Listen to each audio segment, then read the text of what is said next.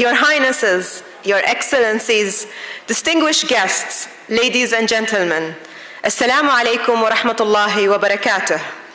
Good evening. My name is Noor Al-Lawati, and a very warm welcome to the 17th edition of Sohar International's Viewpoints Forum. We're truly honored to have you with us this evening, whether you are here in person or joining us virtually from across the Sultanate and beyond. Your presence reflects our shared commitment to dialogue, knowledge, and collaboration that this forum proudly embodies. Sohar International takes pride in enabling such conversations, serving as a catalyst for progress and a trusted partner in the Sultanate's economic transformation. With the 17th edition of Sohar International's Viewpoints Forum, titled Politics, Policy, and Prices, Impact on Markets, a Walkthrough, we are especially honored to welcome our distinguished guest speaker, Mr. James Ashley, Managing Director at Goldman Sachs Asset Management. Renowned for his deep expertise and global outlook, Mr. Ashley will provide valuable insights to help us navigate the complexities of today's evolving economic and policy landscape. We're equally delighted to welcome our moderator for the evening, the esteemed journalist and broadcaster, Ms. Sarah Cocker. With her extensive experience, including her role as a former anchor of CNBC's Squawk Box and her deep understanding of global financial markets, Ms. Cocker will undoubtedly bring depth, clarity, and engaging perspective to tonight's dialogue. For those who prefer to follow discussion in Arabic, translation is available. Kindly use the microphone devices placed on your tables to access the Arabic audio channel.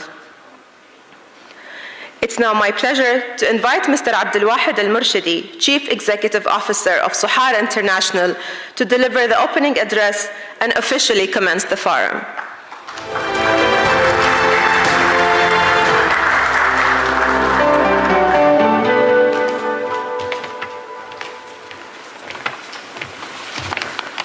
بسم الله الرحمن الرحيم. أصحاب المعالي، أصحاب السعادة، ضيوفنا الكرام، السلام عليكم ورحمة الله وبركاته. Your Excellencies, our distinguished guests. It is a great pleasure to welcome all of you in our latest edition of Sohar International Viewpoint. This platform, which was started by our former chairman, Mr. Mohammed Mahfoud Al-Ardi, who added a lot to the bank and to the development of the bank during the last few years. This platform became a symbol of Sohar International commitment to thought the leadership, global engagement, and the advancement of strategy. When we came here, everybody was discussing about the hot weather, and I think humidity was very high. Last few weeks or 2 weeks, Sohar especially, recorded the highest temperature in the world, above 48% degree. However, I believe the geopolitical cyclone, which started by February and March, was hotter and warmer than our weather outside, which was the hottest in the world.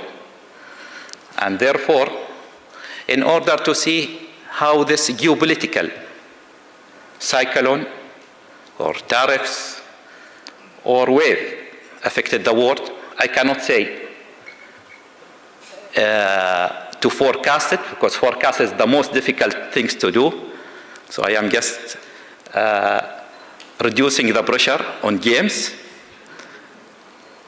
We want to understand what is happening in the world, how those tariffs may affect our economy and the world economy. I strongly believe all of this geopolitical waves or heat waves provide an amazing opportunity to the Omani economy and the GCC opportunity, the GCC economy, to explore more foreign investment because of the stability which we have and the clear leadership which we have from His Majesty Sultan Haytham. So I would like to thank James and Sarah in advance for coming here, and I am sure they will add a lot of excitement, and I will request Sarah to give tough time and excitement for it, as you do usually. Finally, I would like to thank you again for coming here. It is your valuable time on Thursday evening, which most people would like to spend it with family. However, we are glad to see you there, and hopefully we add value to you. Thank you. Assalamu alaikum wa rahmatullahi wa barakatuh.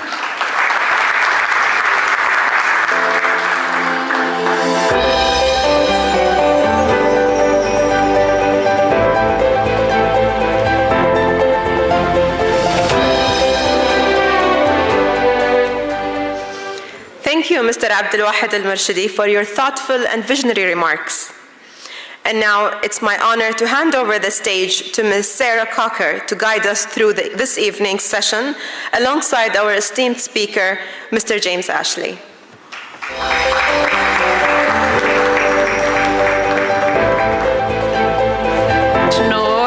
Very kind introduction, shukran jazilan, and thank you to the audience and distinguished guests, excellencies this evening. An absolute delight to be here. Now, as we were hearing there, many of you in the room have assets, businesses, and of course overseas interests, family interests in the region here and in Oman, and of course further afield overseas. Questions that we will ask tonight around currencies, inflation hedging, rising interest rates, and of course the all-important geopolitical risk. They're not just theoretical to you, but they're highly, highly personal.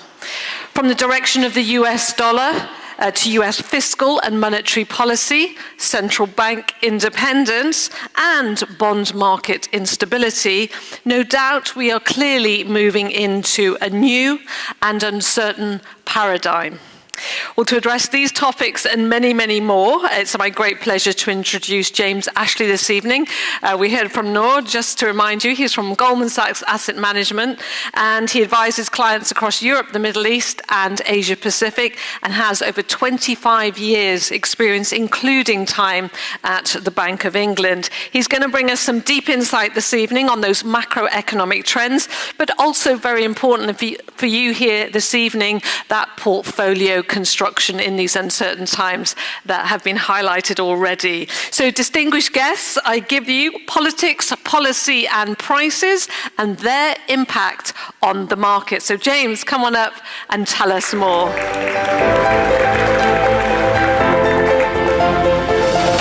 Thank you so much, Sarah. More importantly, Your Highnesses, Your Excellencies, distinguished guests, ladies and gentlemen, thank you for sharing your time with us this evening. Assalamu alaikum. It's a pleasure to be here. Beautiful country, hospitable people. There is nowhere I would rather be, so it's a great pleasure to be here. Let me begin by simply paying tribute to Sohar International for putting on such a wonderful event. These things do not go without significant preparation, attention to detail, and the professionalism, I think, is visible for all of us to see. So thank you for putting this together. It's a great pleasure to be part of the program. We have a lot to get through. So with no further ado, let me get straight into it. The world is changing in a profound way. It is not about one individual. It is not about one administration. It is not about one particular moment in time. Politically and economically, we are transitioning into a completely different paradigm. Let me ask you for one brief moment to cast your minds back 20 or 25 years. I recognize we are here to be forward-looking, and we will be forward-looking, but we need to contextualize this. Just bear with me. Let's be backward-looking for one brief moment. 25 years ago, The world was seemingly more harmonious and more peaceful. There seemed to be some convergence of ideologies in the aftermath of the implosion of the Soviet bloc. We were in an environment where China was welcomed into the World Trade Organization because they were economically liberalizing, and the idea was that politically they would also become more liberal. Russia, after the debacle of the 1990s privatization, was becoming more functioning. And therefore, those two political dynamics led to massive economic and market implications. What it meant was that China's entry into the World Trade Organization opened up a huge pool of low-cost labor for North American and European companies to outsource to. Labor costs fell dramatically. Russian gas came on stream. Energy costs fell significantly, so now you've got cheap energy, you've got cheap labor. We were also in a world in which hyperglobalization was the theme because it was all about economies of scale, maximum efficiencies, just-in-time production. So we had hyperglobalization driving down transmission costs, distribution costs. And then through a series of significant economic setbacks, the dot-com bubble being one, the global financial crisis being another, interest rates by central banks were slashed and slashed lower and lower and lower. And therefore, the consequence of that was the cost of capital fell to unprecedentedly low levels, to such an extent that in Europe, even corporates, not just governments, but corporates, were able to issue at negative interest rates. So the costs of production in an environment where you had cheap labor, cheap energy, cheap capital, and hyperglobalization meant that you had strong disinflationary forces, a lot of it traceable back to politics. There's this nexus between politics, policy, and prices, and hence the title of this presentation. And it's my contention now that we're transitioning into a very different regime, a world in which we're moving away from US hegemony, unipolarity, to a more fluid, dynamic, multipolar regime, where companies are going to have to think about resiliency of supply chains, not just about efficiency of supply chains, where energy costs are likely to be higher, partly because of energy security. Ukraine taught Europe a clear lesson in that regard, but also climate change and the need to invest in renewable energy technologies. So this confluence of politics and policy has a clear implication for when we think about prices. And prices, I'm not just talking about retail prices, just about inflation. That's hugely important for investors when we think about what will central banks do, what's the rate environment. But I'm also talking about the price of your assets. What's the price of equities? What's the price of infrastructure? What's the price of all these different elements? So this confluence, this nexus, I think is critically important. And look, let me be very clear. I am not here to sell you a soothing balm, a calming rhetoric. I'm not here to give you a bromide that says everything's going to be fine. It's okay. It'll all go away. This too shall pass. Well, it will eventually, as will all things. But we have to accept that we're moving into this new paradigm. But if that's the only takeaway you get from this talk, then I've failed, because that's only half of the message. The other half is about how we can identify opportunity in the face of adversity. So it's not to say everything's going to be fine, so stay invested. It's to say, actually, things are going to be difficult. Let's be honest. Let's be candid about that. And yet, in the face of adversity, there will be opportunity. In Chinese, the phrase crisis, the word crisis, is comprised of two symbols, two letters, if you like. One of those represents danger. The other represents opportunity. It's pronounced Wei Ji. Wei Ji, one is danger, one is opportunity. I think that's the key message I want to get across to you today. Inflation is going to be structural. Geopolitics is going to be more fluid. There are going to be more shocks. The ability for markets and policymakers to absorb those shocks is diminished for various reasons that we'll touch upon. But first and foremost, it's about opportunity rather than being fearful of those risks. Now, there are slides here. We probably won't get through all of them. That's fine. It's the key messages I want to get across to you. And to try and get some of those key messages across, rather than starting off with a boring line chart or a pie chart, the way that most economists or strategists presentations do, I thought I'd start off with 4 images. You've got 4 images here. One of Greenland, one of semiconductors, one of chickens, and one of senior citizens. And it's my contention that all of these speak to current market dynamics and to understanding the current investment universe. And we're going to go quickly through them one by one. And we're going to start with the Greenland image. And yet, weirdly, the next chart you're going to see, nothing to do with Greenland. It's about what you heard actually a brief moment ago about the temperature here in Muscat. It's getting hotter. It's getting hotter. And if you look at the scale on this, these are showing you the temperatures today relative to what the average temperature was 50 years ago. So it's showing you that the average temperature today is about a degree hotter than it would have been 50 years ago. And therefore, if you look at that baseline, the world is heating up. What's that got to do with Greenland? Well, nothing, other than the sense that it talks to you about climate change. But what I really want to get across is the baseline that we're looking at. Look at the axis. The axis here goes from -1 to +1. Now let's think about a world in which those temperature changes are not uniform, and at more northerly latitudes, closer to the pole, those changes are more dramatic. Look at the scale here, -1 to +1. Now we're going to look at Greenland. Look at Greenland, the temperature changes have got to jump onto an altogether different scale. And what that means is two things straight away. That the world is getting hotter and the polar ice caps are melting.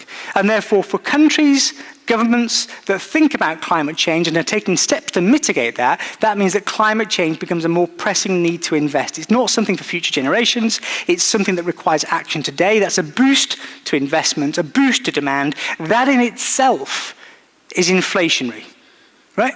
Number two, consistent with that, at the same time, what's catalyzing that is something I referenced earlier, that you've now got to see energy as being a security issue. So European governments in particular, given the fixation and the reliance on Russian gas, are now thinking, how do we reconfigure our energy base? So you have this nexus again between something that is structural in nature, climate change, at the same point in time, something that's geopolitical in nature, which is the aftermath of the Ukraine crisis. And then it becomes even further more complex. You can say, well, okay, why Greenland? Why did the current US administration come in starting to talk about Greenland? Why that in particular? Well, geopolitics is becoming, as I argued, more fractious, more divided. This is the chart that the ECB, the European Central Bank, of themselves put together. And they're saying, look, we're seeing this fragmentation into Western, Eastern, and neutral blocks. I make no contention as to whether these categorizations are correct or not. That's not ours. It's the European Central Banks. But it just gives you some sense that we are moving away from this world of unipolarity. So then think about the world viewed from above. Not in a Mercator projection like this, but viewed from above. What's the one part of the world where Russia, Asia, North America, and Europe come together? It's the ice caps, it's the polar ice caps. And in a world in which those ice caps are melting, then those strategic shipping routes are opening up all year round, then you suddenly have a location and a trading route that becomes geopolitically sensitive. So when we're thinking about how politics affects policy choices today and how in turn that's driving markets, market volatility, market uncertainty, the need to invest in infrastructure, all the different elements behind that, I think Greenland is one manifestation of that. The other piece I will just say is that we're really talking here about security. And what I want to say on security is that spending on security has increased substantially and will increase substantially further. Going back to this world that I described 25 years ago, the world we naively assumed to be calm and harmonious and peaceful, and we realize now, well, that was a forlorn hope, sadly. That's not a description of the world that we can see in front of us today. And many, many countries around the world are now thinking, well, in this world where there are more dangers that are apparent to all of us, we have to invest more in security and defense. And you can see, if you look at the NATO members, what proportion of their GDP was invested in defense in 2014 versus what's invested in defense today. You can see, without a single exception, every single one of those countries has increased their defense spending. And there's a push towards increasing that defense spending even further. There's a NATO summit coming up in June, at which Donald Trump is coming along saying, we think that the new NATO threshold should not be the 2% that's indicated on this chart, but it should be 5%.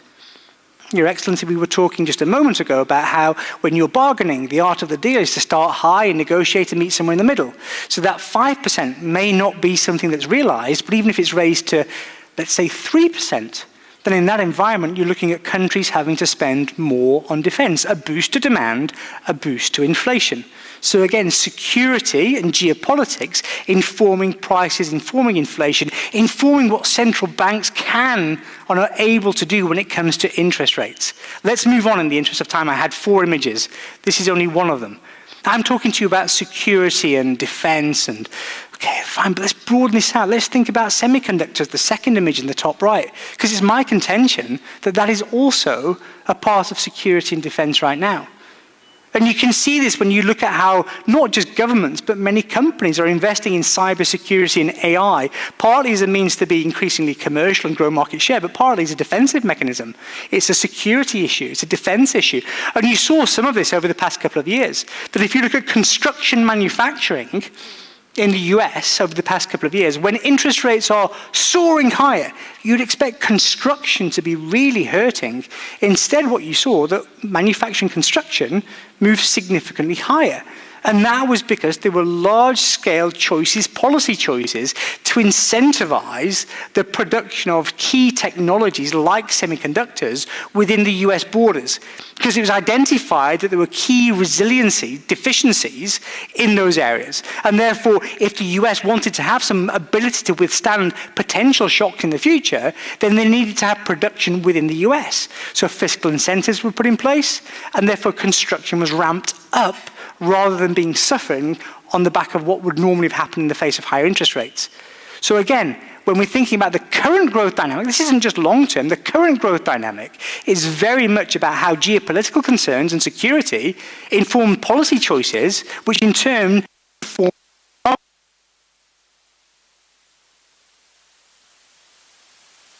going to keep going, okay, we're back in. And therefore, that's in turn informing how we think about the investment landscape. And if we think one brief moment, when we're thinking about technology, because I'm arguing inflation is structural, remember? That was my point. Inflation isn't transitory, it isn't persistent, it is structural in nature. Inflation is structural, relating to this need to invest in defense, this need to invest in climate change, this need to invest in various other dimensions, reconfiguration of supply chains to make them more resilient for the future, right?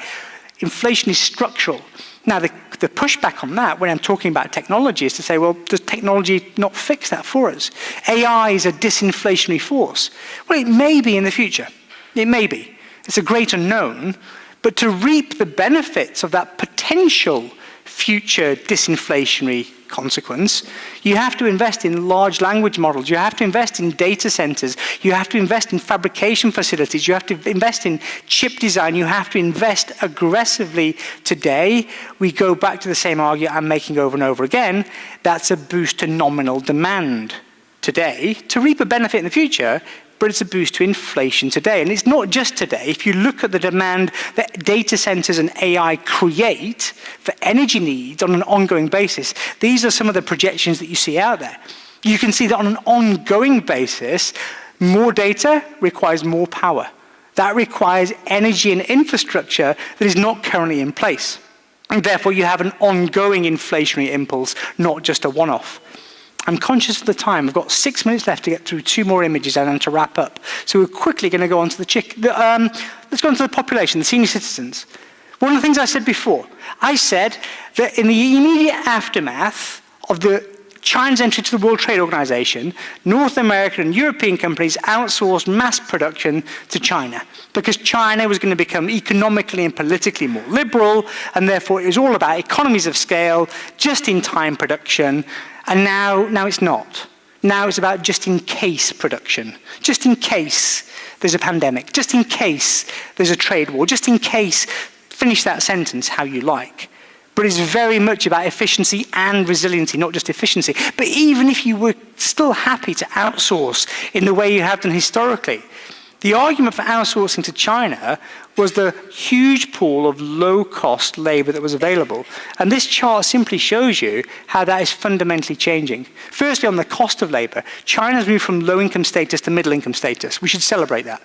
That's an increasingly affluent middle class that's lifting people out of poverty. It's a good news story. But from a cost production, it means that unit labour costs have risen. And then in terms of the number of available workers, you can see what the future holds. China's population today is just over 1.4 billion people. By the end of this century, it's going to be less than half of that. And the vast majority, as you can see, are significantly older. They're not going to be of a working age. So that access to cheap labour has diminished. So what have we talked about so far? Cheap energy is becoming a thing of the past. Climate change plus energy security. Cheap labour is becoming a thing of the past. Demographic changes. Geopolitical changes. Hyperglobalization is undergoing a very significant change. And then the final thing that we'll come to in just a second is how the cost of capital has been significantly shifted on all the back of that. The final point I'll give you, just as a kind of more amusing, perhaps, way of just getting into something transitory, is to say not all of these forces we're talking about that are driving the market are long-term, permanent, structural in nature. There are some transitory things. And the fourth image that I was going to talk about was chickens. And that's because if you look in the US, there has been an outbreak of avian flu. It did lead to, unfortunately, the culling of a huge number of chickens. And therefore, there was an egg shortage. Egg prices went parabolically higher. And now they're coming back down again. So there are going to be shocks like that we have to withstand. The problem is, when you have this confluence of factors, the tariff uncertainty, and what that's done to inflation expectations, coming at the same time, the egg prices that are very visible when people go and buy their weekly groceries are also soaring higher. At the same time that all these other factors, structural factors, are forcing inflation and inflation expectations higher, then inflation expectations are in danger of becoming disanchored. And you can see on the chart behind me, consumer inflation expectations in the US are at multi-decade highs. Well beyond anything that we saw, even during the peak of COVID, when inflation itself was substantially higher. And take a look at that quote at the bottom from Jerome Powell, the Federal Reserve Chairman. He says, "We will not allow inflation expectations to drift upwards."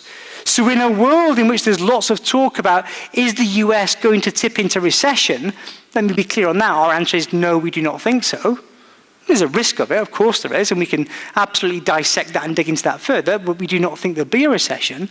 But in the world in which that is a reasonable conversation to be having, the Fed is hampered in its ability to respond because inflation expectations have gone so far away from where they would be comfortable with. I do expect these to come back down again, but these structural changes, these economic and political changes are causing a major reassessment of how we understand central banks are going to be able to operate in the current market environment. And that paradigm shift, something I mentioned before, is what you can see playing out in the market now belatedly. The market is having this epiphany that we've moved into a different paradigm.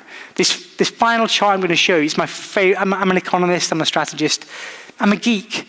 I'm allowed to have a favorite chart. This is my favorite chart. I call it my hairy slide. And this shows you what's actually happened to US interest rates versus what has the market priced at any given point in time. And you can see that the market, A, has a very poor track record when it comes to forecasting what's happening to rates. But B, there's a systematic bias, not to the upside or to the downside, but a mean reverting bias. This assumption that wherever we've been in the recent past, we'll go back to that recent past. And I think what we saw in the early days of 2021 and 2022, when rates began to move higher, the market had become complacent about how cheap capital is the new norm. Since 2008, 2009, capital has been abundant and liquidity has been ample, so this must be the new normal. The reality is that was an aberration. Zero interest rates, negative interest rates, are not normal. And the market is belatedly waking up to the fact that the reawakening of inflation that is structural in nature creates a different response from central banks. So when we think about where is a normal interest rate, it's going to be not substantially higher than it was in the 80s or the 90s, but substantially higher than it has been for the past 15 years. So the era of cheap capital, cheap labor, cheap energy, and hyperglobalization is coming to a close to something that's more fluid, more dynamic, more challenging, yes, but more replete with opportunities for thoughtful, strategic, long-term investors like yourselves that can see through the noise. Go back to what I said before, that Chinese symbol for crisis, comprised of danger and opportunity. You might have heard me talk a lot about the dangers. What I really want to emphasize is the opportunity piece. In a world in which you see this redirection of capital flows, in a world in which you're seeing higher interest rates, rather than being scared of those, think about from first principles, how do you need to reconfigure your portfolios to take advantage of those? Not to de-risk them. There may be moments where that's the absolutely appropriate thing to do. But fundamentally, to think about how do you deliver risk-adjusted returns that are going to be supportive for your needs in the future. And the answer is not going to be the same as the past 25 years, because the next 25 look profoundly different. Thank you very much. Thank you so much, James. Really giving us a massive macro overview there and addressing many, many of the things that I'm sure are on people's minds here this evening. So I'm going to shove you on the ropes straight away. I'm going to let you have a glass of water first, because I know you just hopped off a plane. And many of us here, of course, in the room, we have US exposure by nature of the peg, of the currency, but also a lot of people have overseas liabilities as well. So I know Goldman's is going for around 120 on the dollar euro. So I'm going to see what you're thinking about that target at the moment, and also where are we in the dollar cycle. And of course, for people here, you talked about that portfolio organization, but also their hedging strategy, given your target and what we're seeing, you know, conversations going on tonight. And as you said, the debt ceiling, which we'll get onto in a minute. So there's a lot to unpack there. I'll try and be as concise as I can, but hold me to account, and by all means, deliver any follow-up questions. I don't want you to think I'm deflecting or avoiding. Two different ways of looking at this, one short-term, one long-term. I think if you look at the short-term piece of this, you can say the key element that tends to drive exchange rates in the short term is real interest rate differentials. And in the short term, look, I said in passing that I don't think the US is going into a recession. Okay, I said it's a non-trivial possibility. We've got to seriously entertain that prospect, but we do not think the US is going into recession. And yet the market has been pricing in quite aggressive rate cuts from the US central bank, which would be consistent with a recession. So in that environment, if rates are going to be higher than the market is expecting, you can see how, given the magnitude of the dollar sell-off you've seen so far this year, you can see how there could be some rebound on the dollar side of things. So in the short term, the rate story, I think, actually supports the dollar. Take a longer-term perspective, you quite rightly raised the issue of the debt ceiling. If you broaden this out more generally, go back, I think it was last week. Time moves so quickly now, I lose track of the timeline, but I think Moody's downgraded the US on, I think it was Friday evening, they lost the AAA status. More substantially, if you just look at the debt dynamics, the public finance situation in the US, there are challenges there. And I don't, for a moment, not for a moment, mean to suggest there's some kind of fiscal crisis coming, some kind of fiscal reckoning. That is not the message at all. What I am saying is that investors are looking at the US now, saying, look, you have a structural deficit of 6 or 7%, a debt to GDP ratio of well over 100%, and that's projected to rise substantially further. There's got to be some kind of compensation, therefore, for the underlying fiscal dynamics that you're taking by exposure to treasuries or by exposure to most US-denominated assets. I think that, in conjunction with geopolitical factors, in conjunction with a rebalancing of the global economy, are going to provide some longer-term headwinds for the dollar. And the other piece I'll just mention, because that is perhaps an answer that sounds quite negative about US fiscal and kind of a bit of sprinkling of geopolitics on the top. The other is just to say, think about the rebalancing of the global economy. You know, go back to, let's say, 1980. Look at the US versus China. Roughly speaking, in 1980, the US is 10 times the size of China. Look at where we are today. It's about 1.5 times the size of China. It's still the largest economy in the world, will be probably for all of our lifetimes, but that margin, that gap has been eroded. And therefore, when we think about how do you build an FX portfolio, how do you think about diversification, the dollar is still the world reserve currency.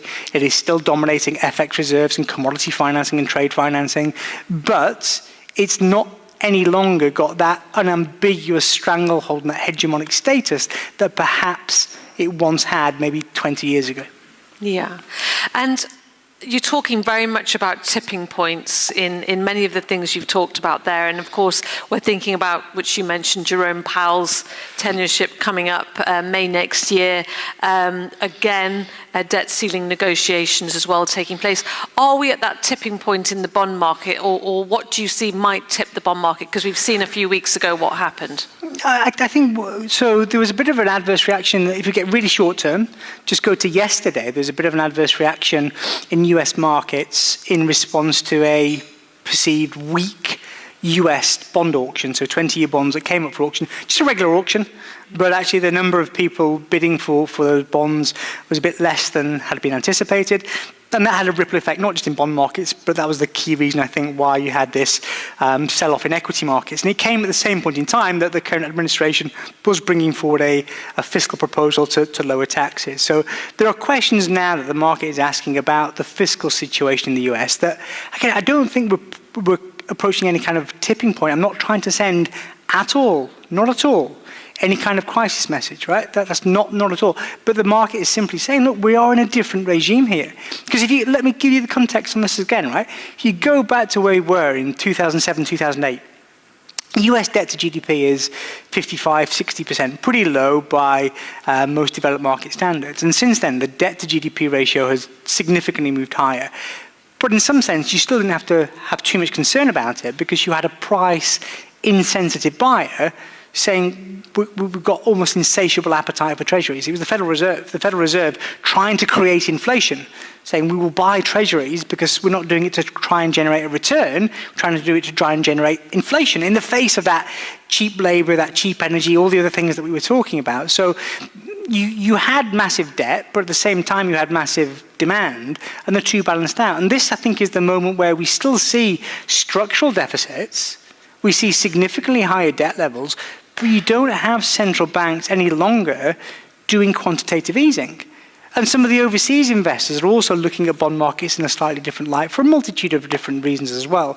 So as a consequence, I don't think it's any kind of tipping point necessarily, but it is a different dynamic. It does require a reassessment of how bond markets and bond investors should be thinking about the next 5 or 10 years. So I'm going to ask one more question, and then I'm going to open up the floor because we've got all these wonderful guests here, and I don't want to hog you, and I know maybe they've got some questions as well. I wanted to kind of come back down from the macro sphere, which, as you said, is incredibly important, so we need to set that context, down to the earnings sphere. And you and I were looking at some great themes. It's on the FT today, and they were saying that earnings have been great, but valuations have been greater. And it kind of caught my attention, and they were talking about the moat around the US tech companies, and they're saying it's not as shark infested as we first thought in terms of that it's more accessible. So I know you're not going to talk about specific stocks, but short term, what do you sort of think about those valuations and that sector in particular? Yeah, so thanks, Erin. You're right. I'm not equipped, frankly, never mind authorised, I'm not even equipped to talk about single stocks. That's well beyond my sphere of capability and expertise. But I guess what that quote talks to is, for example, the news that broke back in January about DeepSeek coming out of the US, where it was seen as though US tech companies had this dominant, unassailable status when it came to AI and technology. And then you start to see actually there are these emerging companies that perhaps many of us didn't have on our radar that are now providing viable challenges to that. So that's how the moat isn't quite as shark infested or as deep, as wide as had been anticipated. The broader point about not just tech valuations, but about valuations in the US more generally, that we started this year quite candidly saying to clients, we think that the S&P, we think that US equities will move up over the course of 2025. But we don't think it's going to be linear. We think there'll be setbacks along the way, and if anything, the bad news is going to be front-loaded. Indeed, that's what we've seen. But we're saying we do think that there will be upside to US equities. What we were very clear in saying is that we think there are better risk-adjusted returns in other markets, emerging markets and Europe being the principal examples of that, but more generally. So it was a rotation trade for us in 2025, and there are various factors that went into that. Economic factors, geopolitical factors, but first and foremost, is what you were talking about, Sarah, about valuations. You look at where valuations were at the start of this year on US equities, and you can say, well, look, I can see how they can be supported, but how much upside is there from these sorts of valuations. And you look at valuations in other markets, and they're much more compelling and interesting. So there was a valuation starting point, and then you take into account the growth story and all these other factors. We're now at the point where equities are still below where they were at the start of the year, but they have bounced back quite significantly. I think US equities now start to look selectively and actively interesting. So I think there is an opportunity here to add some US equity exposure. But if you were thinking about 2025 as a whole, we would still expect non-US international equities to be outperforming. So for this year as a whole, I still think the US will be up, but I think other markets will be up by even more. Now let's open up the floor for a minute, because I'm sure people maybe would like to ask you a question. We have some microphones round and about. Would you mind raising your hand if you'd like to ask James any questions? You have anything specifically on your mind? We have a gentleman here. There we go. Thank you very much. Very insightful discussion, and I'm really glad I'm here listening to you tonight. Just wanted to ask you, do you think that the projections, the sentiment that we see between China and the US, that we'll see one day that the oil price will be sold through yuan, not the US dollars? Does that going to happen one day? The second question is about China population that you've just presented. I saw the decline, and I will tend to disagree with what China is doing now. They used to have like a policy of one child. Now they've increased it. So this goes against what we're seeing the approach of China. Tax issues. Can you just elaborate on the fight between US and or Trump and China? The last but not least is the sanctions of Russia. If we say that the war will be stopped tomorrow, do you think the European sanctions and the US will just demolish in one day, or it will need a year or two, or probably more than that? Thank you. Thank you so much for the question. So let me take the China demographic piece first, because I think that's there's less opinion attached to that. It's just a simple representation of the numbers. You're quite right to say that the change of the one-child policy is going to provide some kind of offset, some kind of boost to when we think about fertility rates, population growth, and so on. But it's not going to be of sufficient magnitude to counteract the other underlying dynamics that are playing out. So the projections I showed you take that into account. And look, let's be clear, those are UN population projections. They may be inaccurate. They may be out by, pick a number, 5%, 10%, 15%.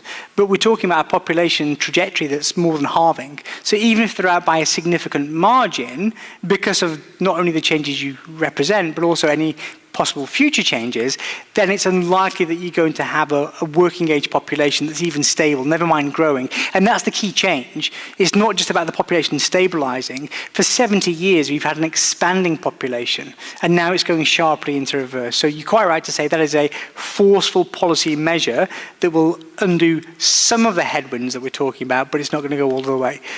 On the US-China elements of your questions, there's various dimensions to that. Look, I will say that the US-China relationship, I think, is going to be the defining geopolitical relationship of the next 50 years or beyond.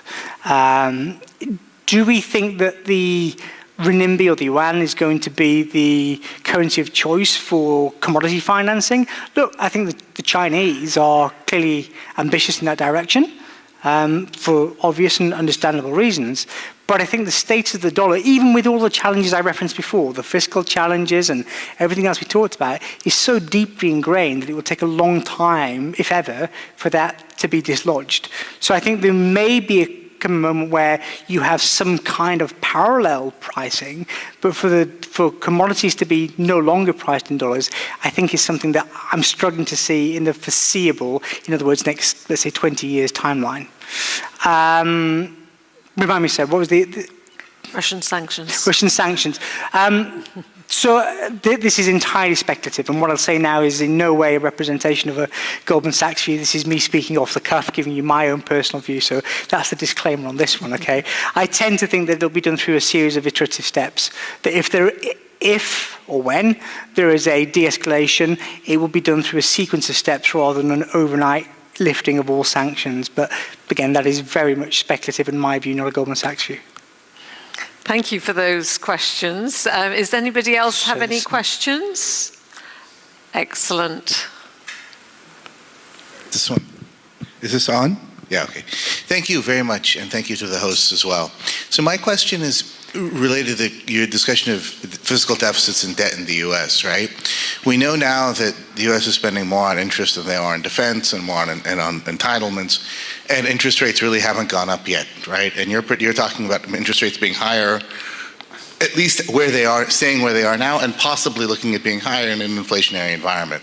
So given the context where there's a really big amount of fixed costs that's very hard to see how it can go down, so deficit's hard to go down, debt will be getting bigger, interest rates getting higher, how do you see all of that? I can't get my head around how that plays out in the US over the next 10 or 15 years. Could you comment on that? Yeah, it's a great question, actually. So firstly on the shape of the curve, if I think about what a normal value is for policy rates, so in other words, the rate that's set by the central bank, we would say right now that's probably somewhere around 3.5%.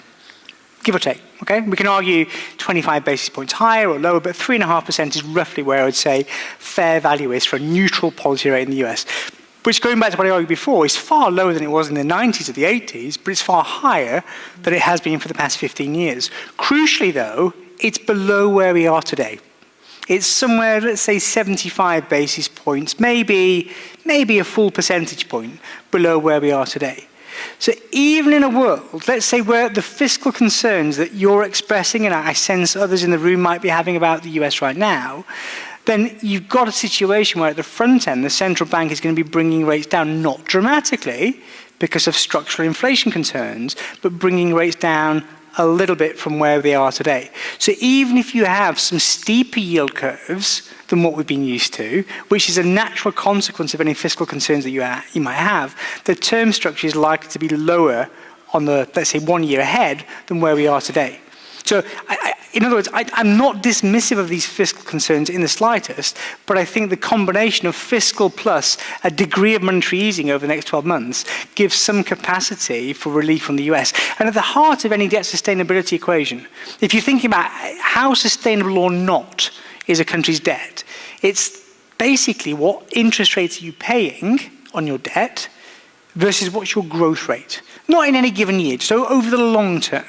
Now, if I'm telling you that a neutral interest rate in the US we think is about 3.5%, let's say that the US 10-year bond is closer to 4%, because again, there's fiscal issues and all the rest of it, so let's say 4%.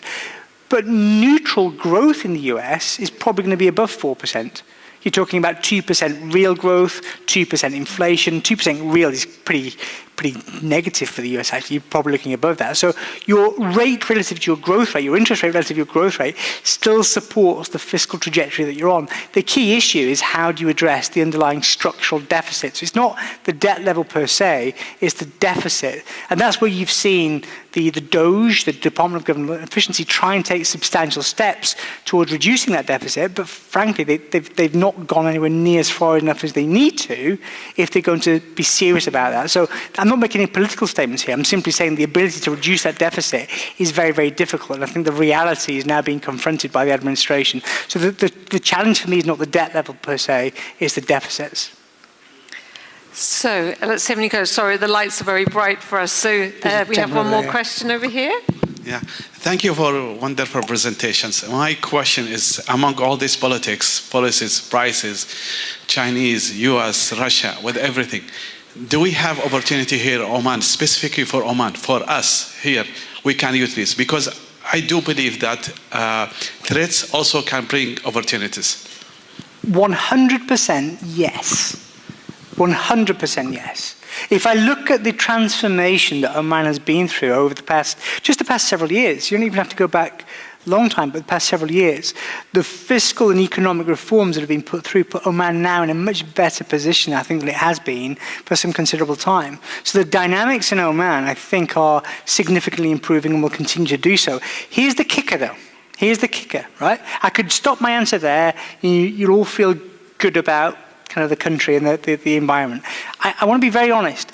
If anywhere else in the world I was asked that question about what do I think about investing in Oman or more generally in the GCC to broaden this out, I'd say some great opportunities.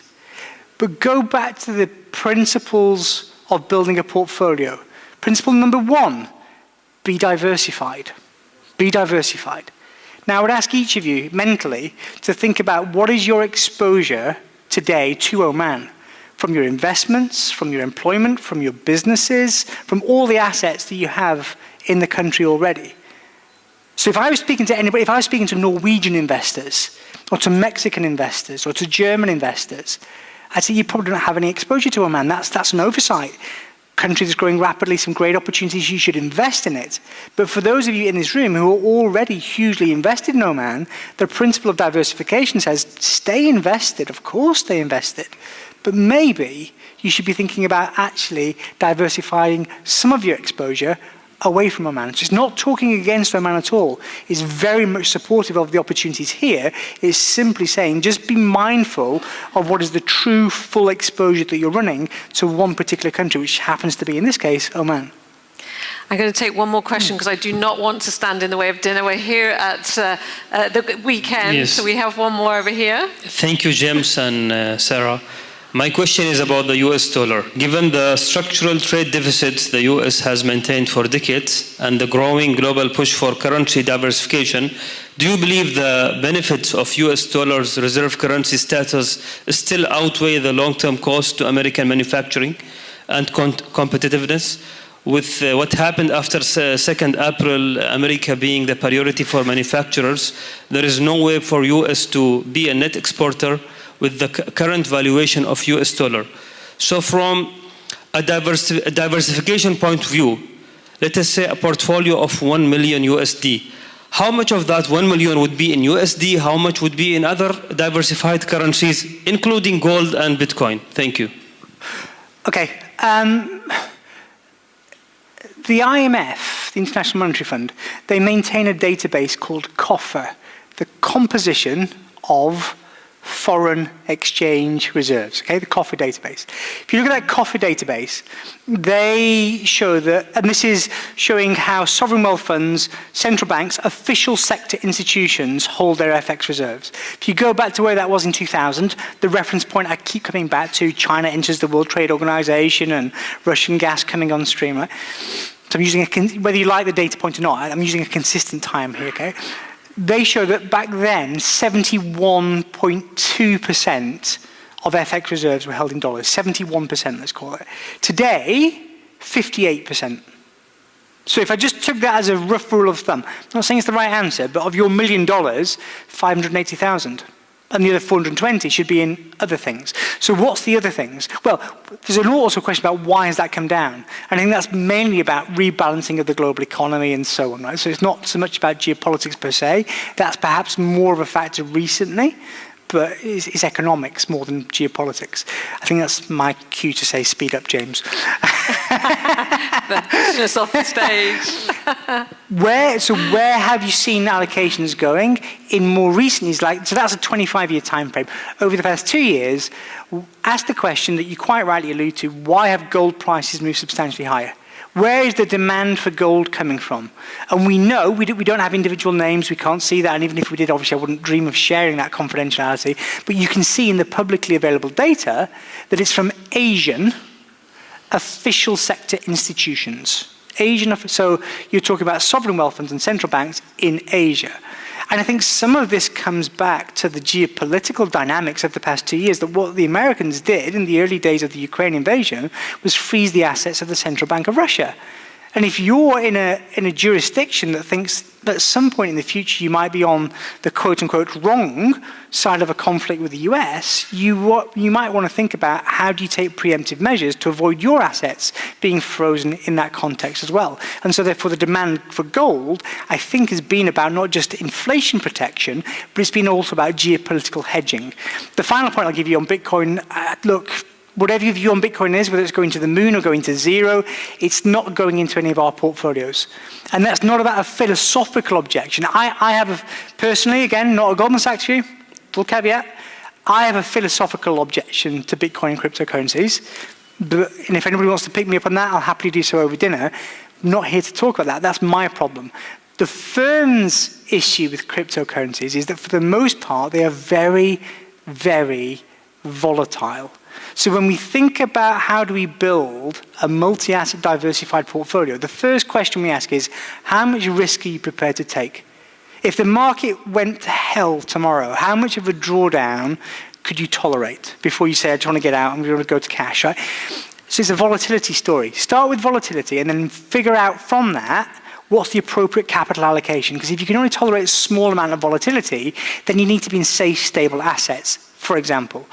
So if we think about the volatility of cryptocurrencies, the volatility is so great that if you start to introduce them into multi-asset portfolios, your ability to take risk in other areas, commodities, emerging market equities, small cap stocks, is significantly diminished. And therefore what we don't want to be is in a situation where we've introduced cryptocurrencies into our portfolios, but we can't invest in all this other wide range of assets that we know how to achieve value and returns for our clients in. So for us, crypto isn't the answer. Gold, I think, is becoming increasingly part of the conversation because of inflation plus geopolitics. And that, for me, I think that's quite a good note actually to end on, in the sense that it brings together some of these structural shifts in the market technical factors, geopolitics, policy changes, inflation as a factor. It brings it all together. And the key message is, go back to first principles and just understand, is the portfolio that you're running today fit for purpose? Because if it's fit for purpose for the past 25 years, it's not by definition fit for the next 25. We have to adapt and evolve because we're entering a very different political economic paradigm. So, James, I don't think you're getting an invite from President Trump to Mar-a-Lago. I think that one's off the table for sure. I just wanted to end on one question, because I know we're heading towards dinner, because I wanted to pull together everything you've said about risk, currencies, macro, and all these great questions as well. And that's because you've given us a great handbook, but I'd like to finish the piece with investable themes, particularly given the geopolitical security you mentioned, particularly given supply chain resilience. We all know post-COVID that's massive. And then dot that in with a bit of energy and data infrastructure. What kind of themes should people be thinking about on that diversification of their portfolio? What are those investable themes? I'll keep this brief because there's loads we could get into, but again, I don't want to prevent you from enjoying your dinner. Again, I'm here at your convenience to continue these conversations.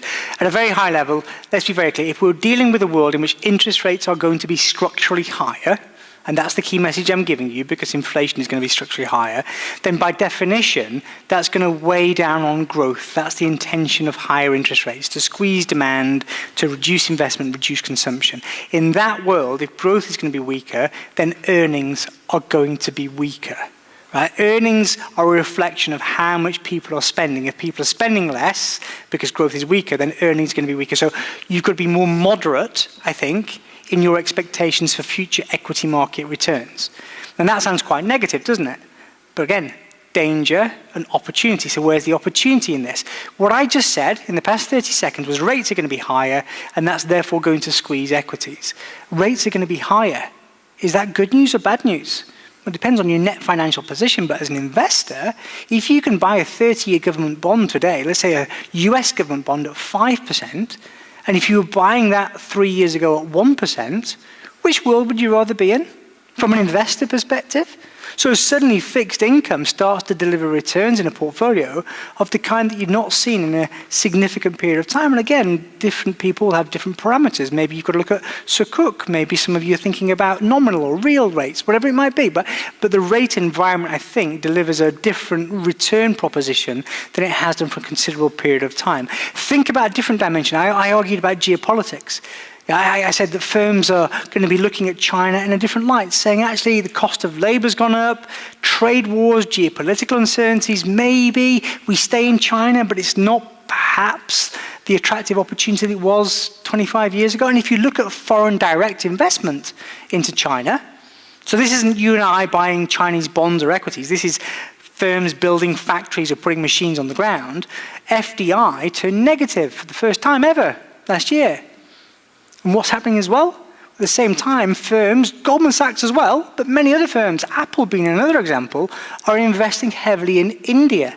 saying that India has a bright future ahead of it because of demographics, because of various geopolitical factors and so on. So you start to see how the shifting tectonic plates, geopolitically and economically, provide opportunities for countries that perhaps for the past 5, 10, 20 years have not been in the limelight. So if I was going to give you some tangible examples, I'd say, look at things like Indian equities, look at things like the fixed income universe, look at things like non-US equities where we start to see these bright spots. Countries like Japan. I'll keep this brief because this might be very insignificant to many of you, but I've argued about inflation being a problem, right? Inflation's a problem, it's structural in nature.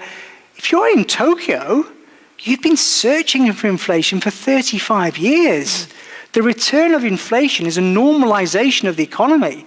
For Japanese corporates, that gives them pricing power of the kind they haven't seen for several decades. So countries like Japan, countries like India, areas of portfolios like fixed income, these are all, I think, going to be beneficiaries of the macro political landscape I'm trying to sketch out for you. Brilliant, James. Well, I think we've got a great handbook for everyone here in terms of, as you say, geopolitics, macro, and then some investable themes. So thank you so much for your time today. Thank you, Sarah. Brilliant. Thank you very much. Shukran jaziran. Thanks, Sarah. Enjoy your dinner.